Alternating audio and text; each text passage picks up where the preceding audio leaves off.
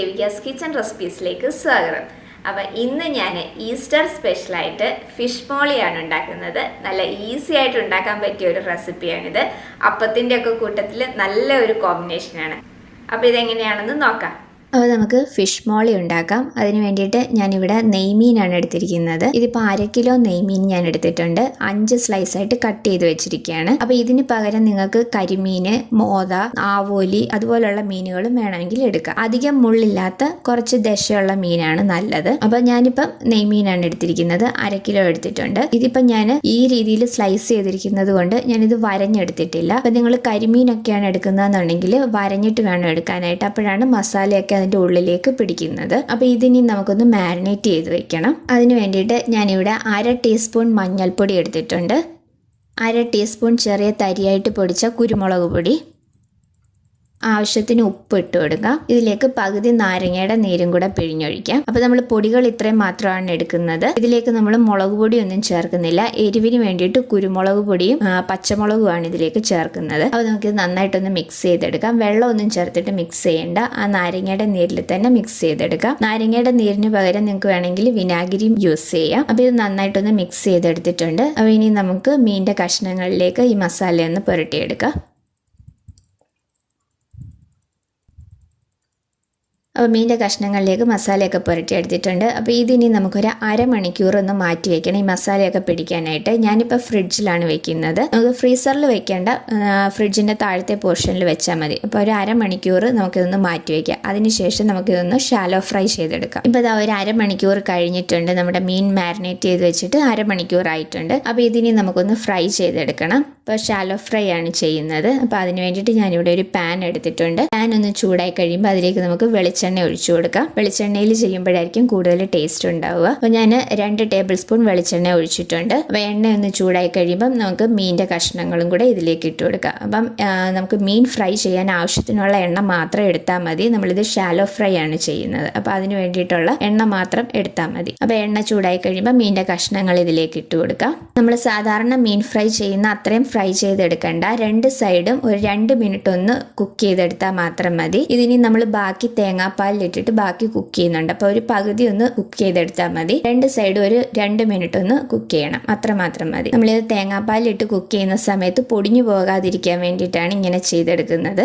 ഒരു സൈഡ് ഒന്നായിട്ടുണ്ട്. അപ്പോൾ ഇനി അടുത്ത സൈഡും കൂടി ഇതുപോലെ 2 മിനിറ്റ് ഒന്ന് ഫ്രൈ ചെയ്തെടുക്കാം. ഇപ്പോൾ 2 സൈഡും ഒരു 2 മിനിറ്റ് ഫ്രൈ ചെയ്തെടുത്തിട്ടുണ്ട്. അപ്പോൾ ഈ ഒരു പരുവത്തിൽ ഫ്രൈ ചെയ്തെടുത്താൽ മതി. ബാക്കി ഇനി നമ്മൾ തേങ്ങാപ്പാലിൽ കുക്ക് ചെയ്തെടുക്കുന്നുണ്ട്. അപ്പോൾ നമുക്കിതിനി മാറ്റാം. അപ്പോൾ ഇതാ നമ്മുടെ മീനെല്ലാം ഞാനിവിടെ ഫ്രൈ ചെയ്ത് വെച്ചിട്ടുണ്ട്. അപ്പോൾ ഈ ഒരു പരുവത്തിലാണ് നമ്മൾ ഫ്രൈ ചെയ്തെടുക്കേണ്ടത്. അപ്പോൾ ഇനി നമുക്ക് ഫിഷ് മോളി ഉണ്ടാക്കാം. അപ്പോൾ നമ്മൾ ഈ മീൻ ഫ്രൈ ചെയ്തതിൻ്റെ ബാക്കി ഈ എണ്ണയിൽ തന്നെ നമുക്ക് ഉള്ളിയൊക്കെ വഴറ്റിയെടുക്കാം.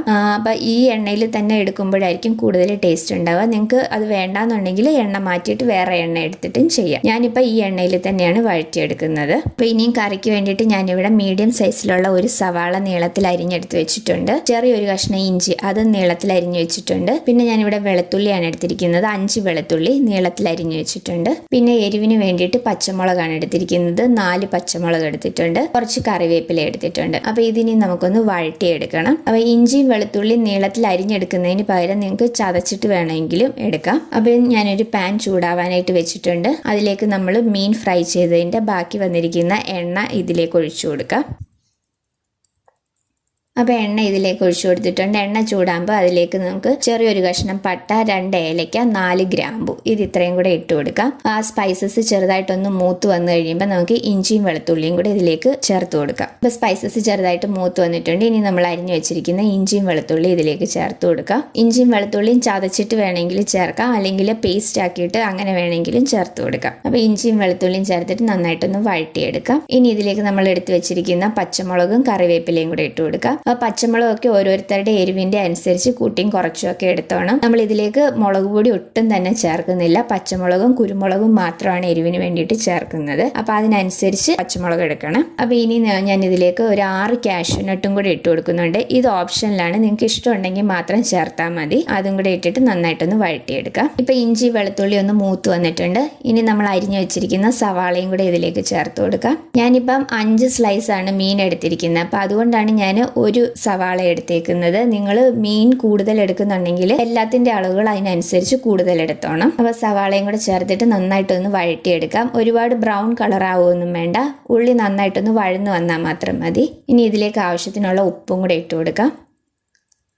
ഉപ്പും കൂടി ഇട്ട് കൊടുത്തിട്ട് നന്നായിട്ടൊന്ന് വഴറ്റിയെടുക്കാം. ഇപ്പോൾ സവാളയൊക്കെ നന്നായിട്ടൊന്ന് വഴന്ന് വന്നിട്ടുണ്ട്. അപ്പോൾ ഈ ഒരു പരുവത്തിലൊന്ന് വഴന്ന് വന്നാൽ മാത്രം മതി. അപ്പോൾ ഇനി നമുക്കിതിലേക്ക് പൊടികളൊക്കെ ചേർത്ത് കൊടുക്കാം. 1/4 ടീസ്പൂൺ മഞ്ഞൾപ്പൊടി, 1/4 ടീസ്പൂൺ ഉലുവാപ്പൊടി, 1 ടീസ്പൂൺ മല്ലിപ്പൊടി, 1 ടീസ്പൂൺ കുരുമുളക് പൊടി.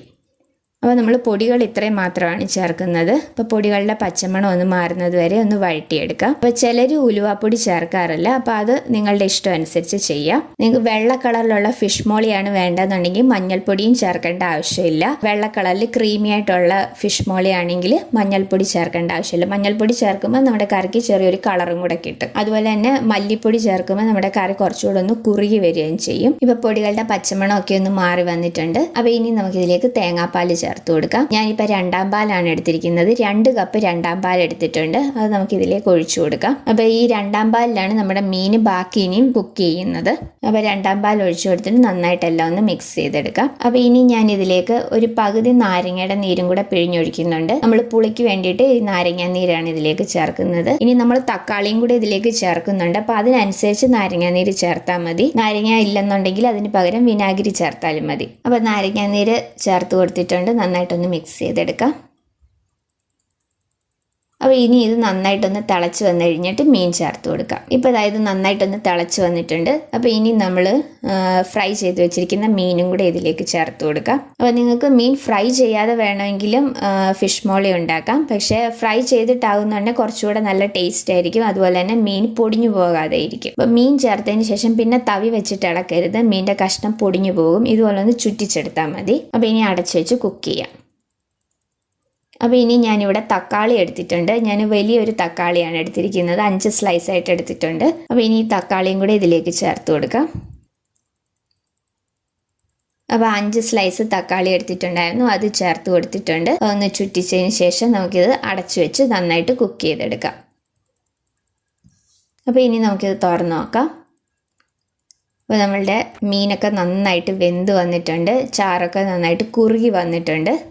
അപ്പോൾ ഇനി ഞാൻ ഇതിലേക്ക് 1-ാം പാൽ ചേർത്ത് കൊടുക്കുകയാണ്. 1 കപ്പ് നല്ല കട്ടി തേങ്ങാപ്പാലാണ് എടുത്തിരിക്കുന്നത്. അതും കൂടെ ഇതിലേക്ക് ചേർത്ത് കൊടുക്കാം. അപ്പോൾ 1-ാം പാൽ ചേർത്തതിന് ശേഷം പിന്നെ നമ്മളിത് തിളപ്പിക്കരുത്, പിരിഞ്ഞു പോകും. അപ്പോൾ അതുകൊണ്ട് 1-ാം പാൽ ചേർത്തിട്ട് നന്നായിട്ടൊന്ന് ചൂടായി വന്നാൽ മാത്രം മതി. അപ്പോൾ ഇനി ലാസ്റ്റായിട്ട് ഇതിലേക്ക് കുറച്ച് കറിവേപ്പിലയും കൂടി ഇട്ട് കൊടുക്കാം. കറിവേപ്പിലയും കൂടി ഇട്ടിട്ട് ഒന്ന് ചുറ്റിച്ചെടുക്കാം. ഇപ്പോൾ നമ്മൾ 1-ാം പാൽ ഒഴിച്ചിട്ട് നന്നായിട്ടൊന്ന് ചൂടായി വന്നിട്ടുണ്ട്. ഞാനിപ്പോൾ ഫ്ലെയിം ഓഫ് ചെയ്ത് വെച്ചിട്ടുണ്ട്. അപ്പോൾ ഇത്രയും മതി, തിളയ്ക്കാൻ പാടില്ല. അപ്പോൾ നമ്മുടെ ഫിഷ് മോളി ഇവിടെ റെഡി ആയിട്ടുണ്ട്. അപ്പോൾ ഇതിൻ്റെ ഗ്രേവി ഇനി ഇരുന്ന് കുറച്ചും കൂടെ ഒന്ന് കുറുകി വരും. അപ്പോൾ നിങ്ങൾക്ക് വേണമെങ്കിൽ കാഷ്യൂനട്ട് അരച്ച് പേസ്റ്റ് ആക്കിയിട്ട് അങ്ങനെ ചേർത്ത് കൊടുക്കാം. പക്ഷെ അതിൻ്റെ ആവശ്യമൊന്നുമില്ല. നമ്മൾ മല്ലിപ്പൊടി ചേർത്തിരിക്കുന്നത് കൊണ്ട് തന്നെ നമ്മളുടെ ഗ്രേവി അത്യാവശ്യം തിക്നെസ്സിൽ വന്നിട്ടുണ്ട്. പിന്നെ ഇത് ഇരുന്നിട്ട് കുറച്ചും കൂടെ ഒന്ന് തിക്കായി വരികയും ചെയ്യും. അപ്പം എല്ലാവരും ഇതൊന്ന് ട്രൈ ചെയ്ത് നോക്കണം. നല്ല ടേസ്റ്റി ആയിട്ടുള്ള ഒരു കറിയാണ്. അപ്പം, ഇടിയപ്പം, ചപ്പാത്തി ഇതിൻ്റെ എല്ലാം കൂട്ടത്തിൽ നല്ലൊരു കോമ്പിനേഷനാണ്. അപ്പത്തിൻ്റെ കൂടെ ബെസ്റ്റ് കോമ്പിനേഷനാണ്. അപ്പോൾ എല്ലാവരും ഒന്ന് ട്രൈ ചെയ്ത് നോക്കണം. ഞാൻ ഇതിന് മുന്നേ ചിക്കൻ സ്റ്റൂവിൻ്റെ ഒരു വീഡിയോ ഇട്ടിട്ടുണ്ട്. അതിൻ്റെ ലിങ്ക് ഡിസ്ക്രിപ്ഷൻ ബോക്സിൽ കൊടുത്തേക്കാം. അപ്പോൾ ഈ ഫിഷ് മോളി എല്ലാവരും ഒന്ന് ട്രൈ ചെയ്ത് നോക്കണം. ട്രൈ ചെയ്തിട്ട് നിങ്ങളുടെ അഭിപ്രായങ്ങൾ കമൻസിലൂടെ അറിയിക്കണം. അപ്പോൾ വീഡിയോ ഇഷ്ടമായിട്ടുണ്ടെങ്കിൽ ലൈക്ക് ചെയ്യാനും ഷെയർ ചെയ്യാനും സബ്സ്ക്രൈബ് ചെയ്യാനും മറക്കരുത്. അടുത്ത വീഡിയോയിൽ വേറൊരു നല്ല റെസിപ്പി ആയിട്ട് കാണാം. താങ്ക്